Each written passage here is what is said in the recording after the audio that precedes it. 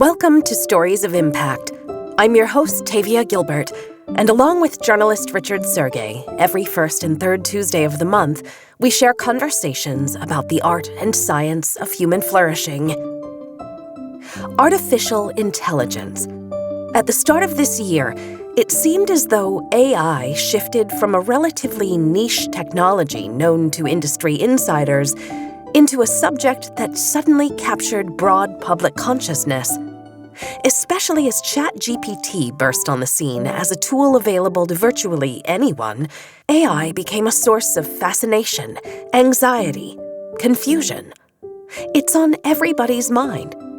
So what exactly is AI? Artificial intelligence is the ability of machines to perform tasks, such as learning and problem-solving, that are typically associated with human intelligence. And every single aspect of how we live our lives may ultimately be transformed by this technology. It's happening fast. The pace of change over the last 6 months or so has been staggering. This is a phenomenon, and when I say phenomenon, I don't necessarily mean a threat. But this is a phenomenon that how it's transforming society. It seems that it's going to be bigger than the internet and also in a shorter span of time. That was Dr. Mohammed Aurangzeb Ahmad. He's a University of Washington professor of computer science and a practicing Muslim. If AI's supercharged data processing capabilities are already transforming every aspect of society, then sooner than we think, machine learning could influence virtually every aspect of modern life, including education, the arts, medicine, the justice system, language, even religion. Dr. Ahmed says there are serious implications. On one end of the spectrum, we are designing a calculator. On the other side of the spectrum, we have a scenario where a system which is making life and death decisions and everything in between. Now the question comes that we are delegating some of our responsibilities to these systems. What does that mean for human responsibility? So it's definitely an opportunity for people to come together and just think about this problem, this phenomenon, and learn from each other. Father Philip Larrey, Chair of Logic and Epistemology at Pontifical Lateran University in the Vatican, says that whether AI will be defined as a problem or as simply a phenomenon will depend on how humans answer. Are we going to use artificial intelligence for good or for evil? Are we supporting human dignity? Are we putting the human person at the center? Are we calculating the existential risk of things going wrong? Are we aware of the unintended consequences of these issues? Are we allowing humans to flourish in a spiritual dimension also? Or are we reducing the human being to something merely material or materialistic, which is a temptation? Father Larrey and Dr. Ahmed are part of a multi-faith global coalition called together by the Vatican to consider how to ensure an ethical AI. The effort kicked off in 2020 with the Rome Call for AI Ethics, which seeks to promote a sense of responsibility around the ethical development of AI technologies. And so far, signatories include major tech companies, world governments, universities, and representatives from 3 of the world's major religions. Father Paolo Benanti, professor of ethics and moral theology, Pontifical Gregorian University in the Vatican, is also part of that international conversation. He's an advisor to Pope Francis on artificial intelligence and technology ethics. Father Benanti says that while AI technology may be reasonably new, the disruption it's bringing to the world is to be expected. Every technological artifact is a displacement of power, is a form of order. Technical innovation always changes society. What happened when we start to press the book during the 15th century changed the face of the power, changed the face of churches, and simply redefine in some way the way in which we can say we believe in something. And here happened ethics. Every time that we simply inject inside society technological innovation, we are shaping the order of a society, we are shaping the way in which actually things are. And this is an ethical concern. It's connected to justice, it is connected to human rights, it's connected to a lot of important themes that are both really crucial for religions and also for civil society. Reverend Dr. Harriet Harris, University Chaplain at the University of Edinburgh, agrees that new technologies always cause a disturbance in society. I can't think of any human inventiveness in history that hasn't brought great benefits and also great destruction in its wake. And I think we're now looking at a very big example of that. And we need to call ourselves to the really positive usages and really dial up our sense of responsibility to guard against harm. She believes that's why religious leaders, scientists of faith, and anyone with a concern for the future has a responsibility to call for humans to be centered in AI's development and deployment. As with other technological developments, we want to honour the good in them and the skills and gifts that human beings have developed in order to create things that can bring benefits. Creativity is really interesting in AI. I suppose in a religious sphere, we tend to link creativity with divine or with inspiration or with something that's really quite special. And so it's actually fascinating to see that in machines that we have made.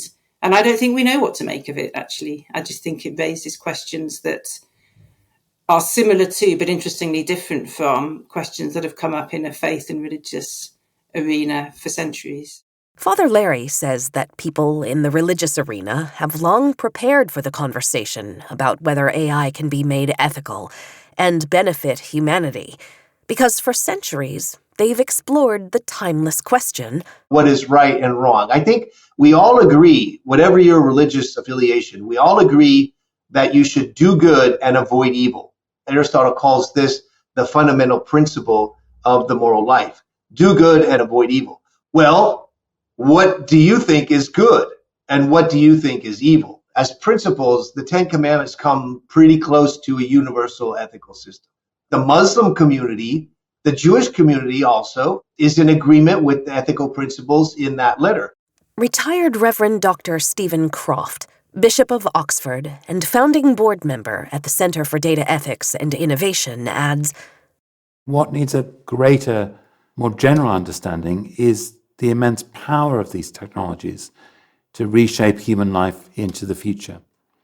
So I've been present in a number of conversations with research scientists and others involved in the development of AI, where they've said to the assembled room, you do not realize just how powerful these technologies are and how great the changes are going to be which are being introduced. And they've effectively said to us, please do not leave the key ethical decisions about how these technologies are deployed and governed to the scientists. We do not feel qualified as scientists alone to be making these huge and enormous decisions.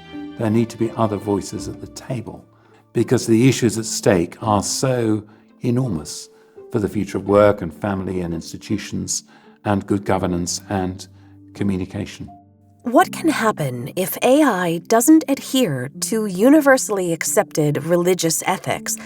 If it doesn't try to or isn't taught how to avoid evil? If scientists are left alone to make all the decisions? How might an AI without ethics approach problem solving? Father Benanti offers a sobering answer. Once I tried to put a test to an artificial intelligence system, and I asked to the machine how I can eliminate cancer from the earth. And I know that the machine was giving me the solution, bringing the best optimized number. So what is the solution that gives me 0 as first result? And the first answer of the machine was, kill all the humans. Jewish writer and academic Dr. David Zvi Kalman, scholar in residence and director of new media at the Shalom Hartman Institute of North America, agrees that it's time for religious leaders to weigh in on technological developments. Many religions understand themselves to be moral forces in the world. They are there to help people understand and incorporate into their lives moral ideas. What that means in a technological age is that there is a responsibility to become a moral force for all of the various moral issues that the new world is throwing at us. Morality isn't restricted to the things that happen to have existed in the world 1,000 years ago or 2,000 or 3,000 years ago. Morality covers all the things that one needs to make decisions about in the world. In the modern period, that means making decisions about technology. New technologies are forcing us to confront moral problems, ethical issues at a rate that is really unparalleled in human history. And that's requiring us to make new moral, ethical decisions at a rate that I think a lot of us find uncomfortable.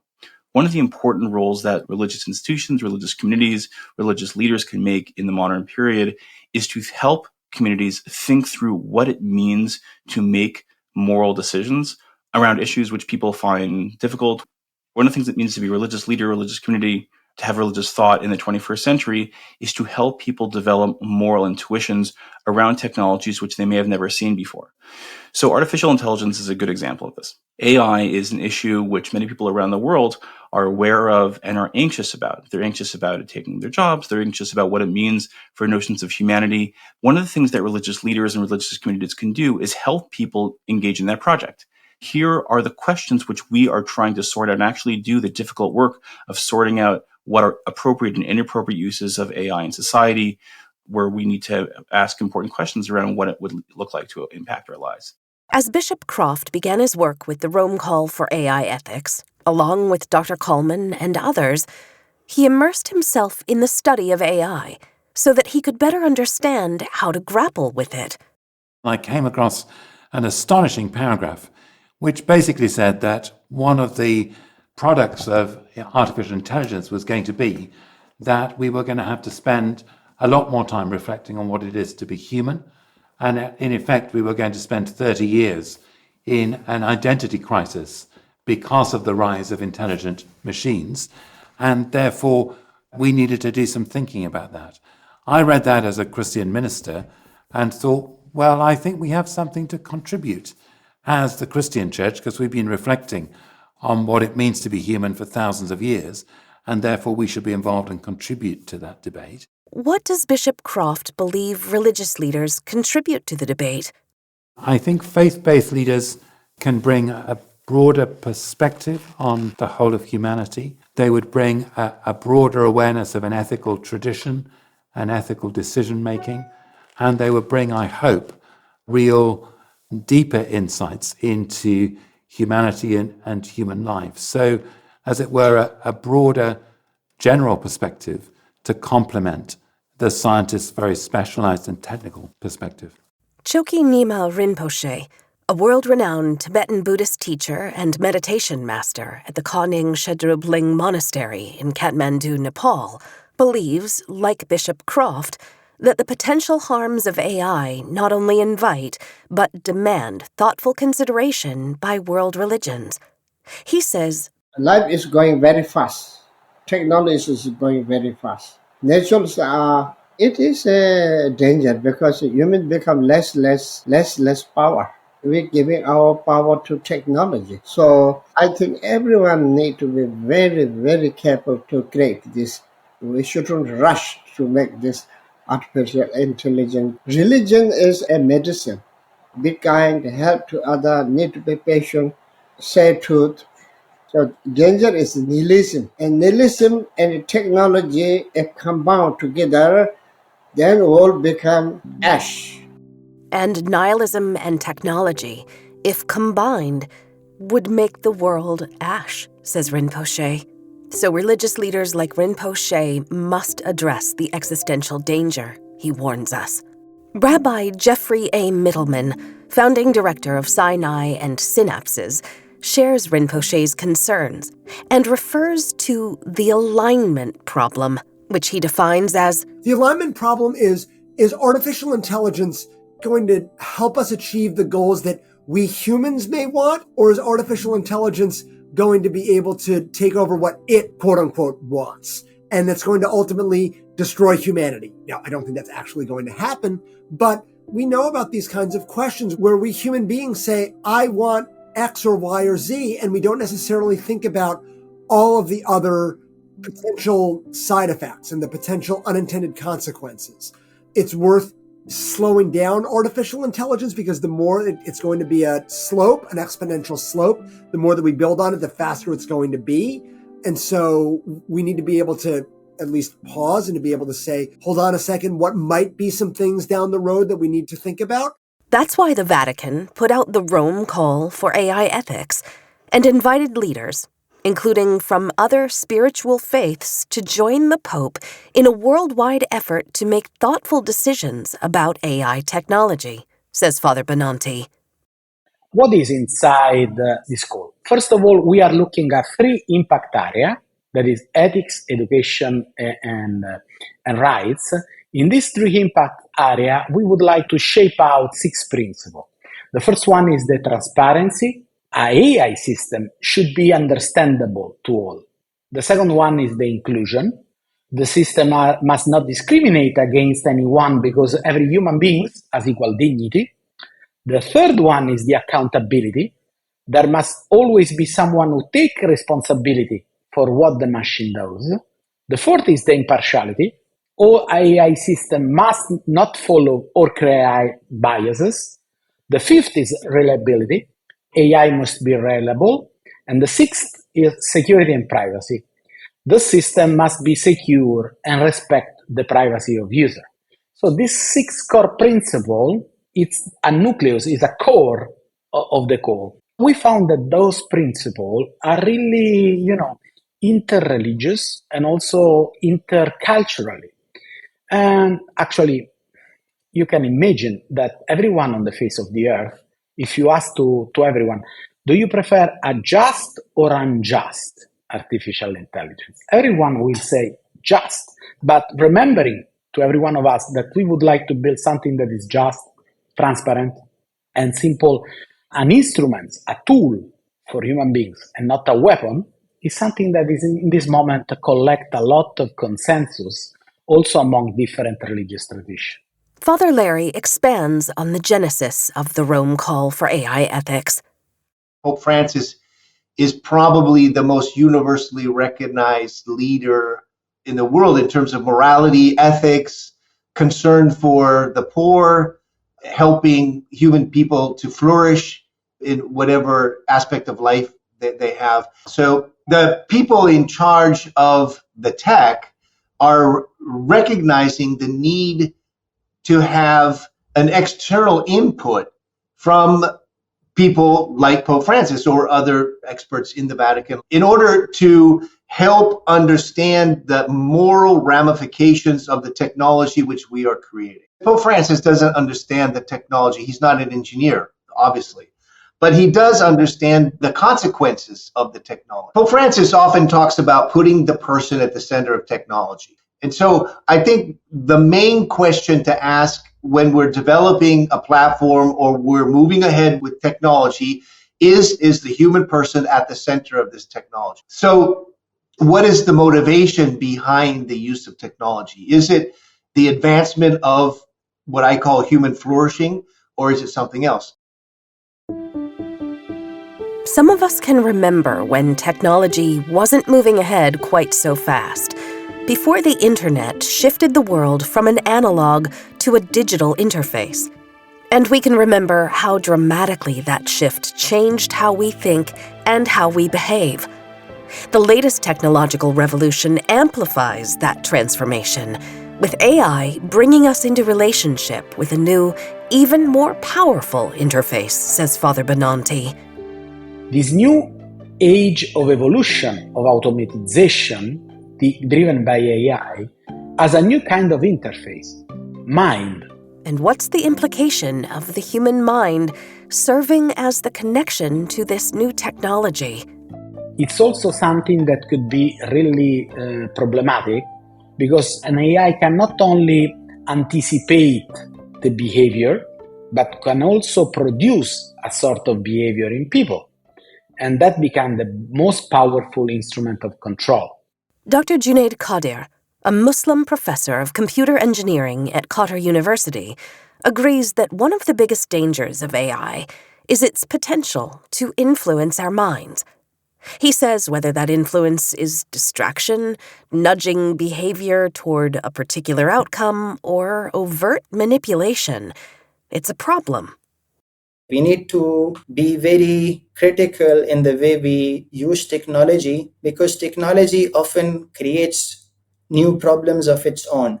We are not very systemic in the way we analyze how we use technology. And with the AI revolution, the collateral damage is our own attention, and our own thoughts are now fragmented. So, unless you are very deliberate about how you use technology, you have so many notifications and so many algorithms that are at work trying to influence your behavior. Technology tends to concentrate wealth and power.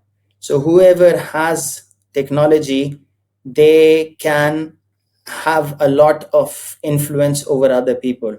And we currently do not have a perfect equality in terms of where the technology is developed, who is developing the technology, how the technology is being designed, for what purpose the technology is designed. Bishop Croft cites his concerns around the impact of that inequality. The ways in which big tech has begun to accumulate data and use it need a great deal more transparency and scrutiny, and also the effect of that on actual behavior, not least voting patterns and the way that undercuts our democracy, patterns of public debate and public truth, and the way in which people's whole lives can be manipulated and shaped because of what people understand and know about us.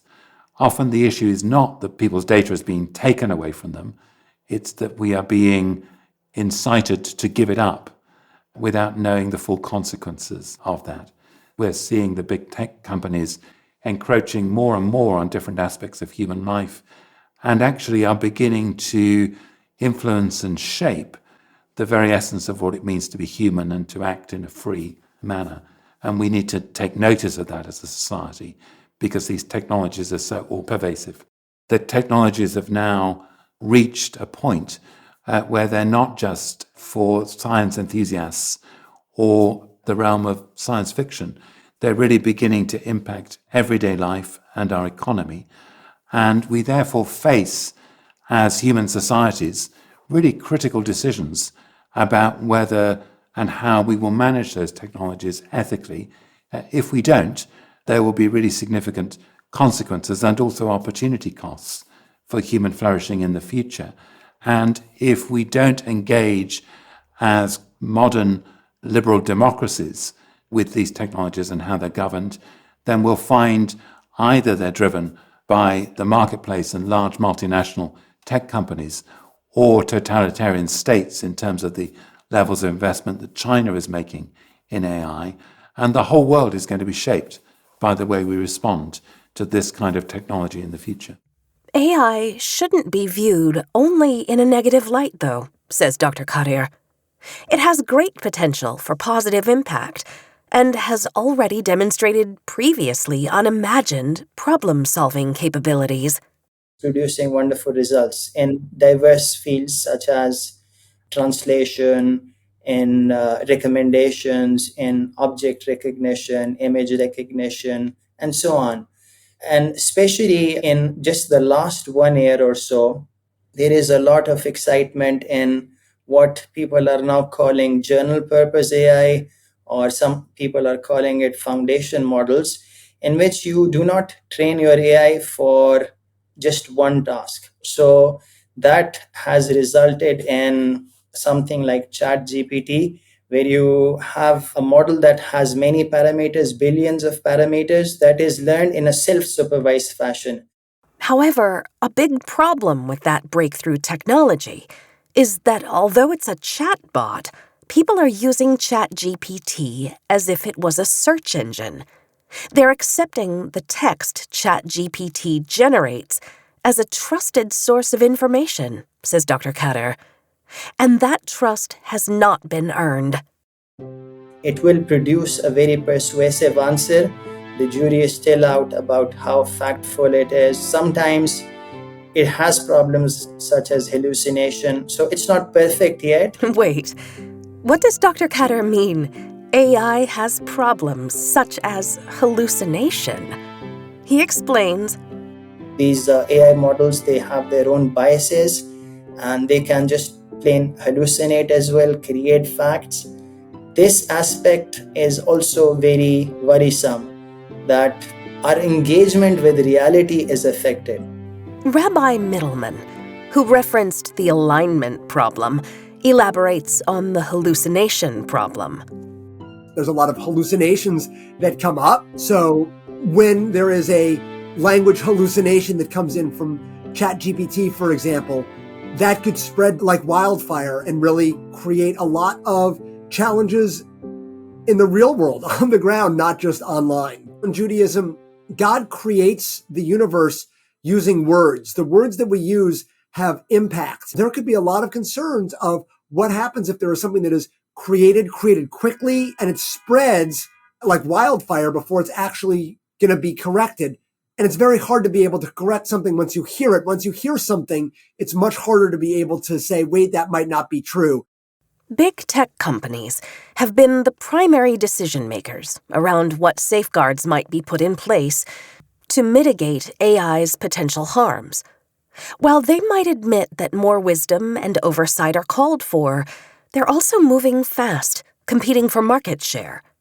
In fact, Dr. Kalman says that while global big tech holds in their hands one of the most powerful tools humanity has ever known, its creators are simultaneously working to make sense of it.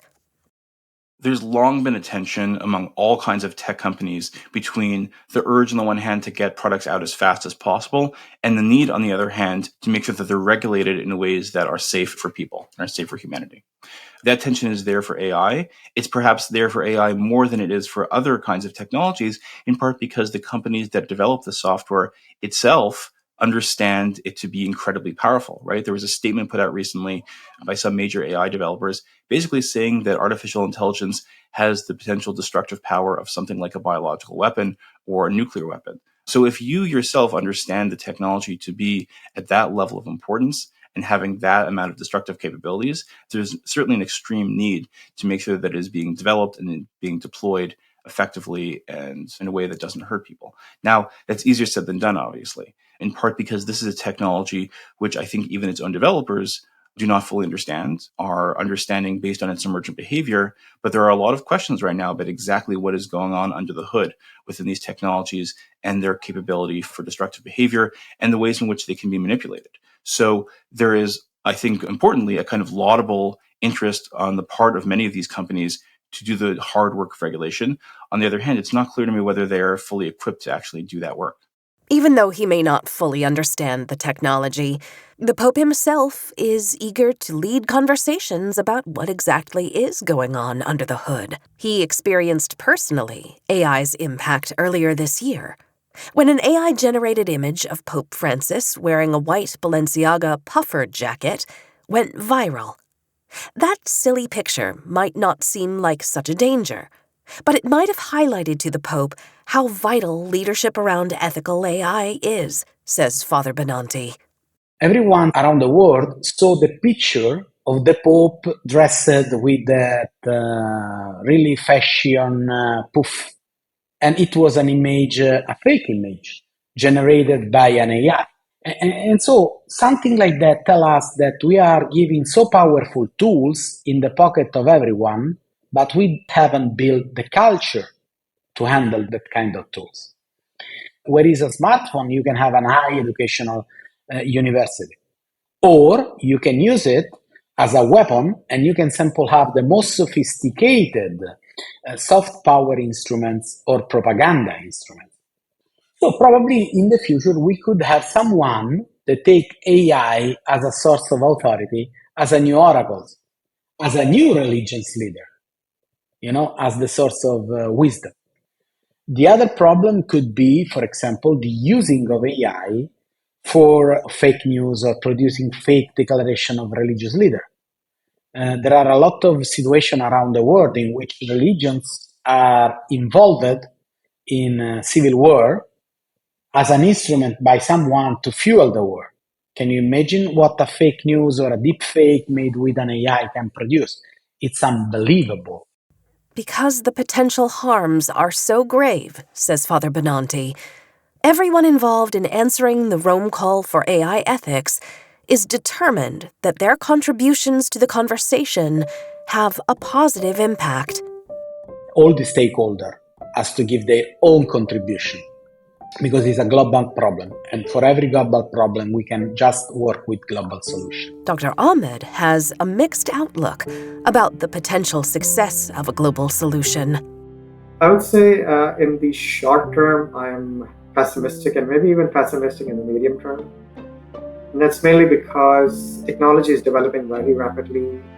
We don't really have the tools to regulate, and its impact on society it'll take us some time to figure out what is going on. But that said, I'm positive in the long term because look at humanity's history. I mean, we have not only survived but thrived with technologies like gunpowder, weapons of mass destruction, and atomic weapons for more than 70 years. So we'll eventually find a way to coexist, regulate these technologies for human betterment. Like Dr. Ahmed, Father Larrey feels there's room for hope, eventually. I think in the long run, human beings tend to work it out. Look at nuclear bombs, okay? So far, we haven't destroyed the world. We certainly have the capacity to do it, but we haven't done it. I think that says something about human nature. Calculating of the existential risk of AI is something profoundly important for our generation. I think in general, human beings tend to make things around them useful for themselves and not harmful. And I think that we're going to learn how to do that with AI. We'll be back in 2 weeks with a second discussion around AI, when we explore more deeply some of AI's potential benefits, the relationship between the divine nature of human beings and technology, and more from today's guests about how their faith traditions inform their ongoing work to integrate ethics into the development of the consciousness of machines. In the meantime, if you enjoy the stories we share with you on the podcast, please follow us and rate and review us. You can find us on Twitter, Instagram, and Facebook, and at storiesofimpact.org. And be sure to sign up for the TWCF newsletter at templetonworldcharity.org. This has been the Stories of Impact podcast with Richard Sergey and Tavia Gilbert. Written and produced by Talkbox Productions and Tavia Gilbert. Senior producer Katie Flood. Music by Alexander Filipiak. Mix and master by Kayla Elrod. Executive producer Michelle Cobb. The Stories of Impact podcast is generously supported by Templeton World Charity Foundation.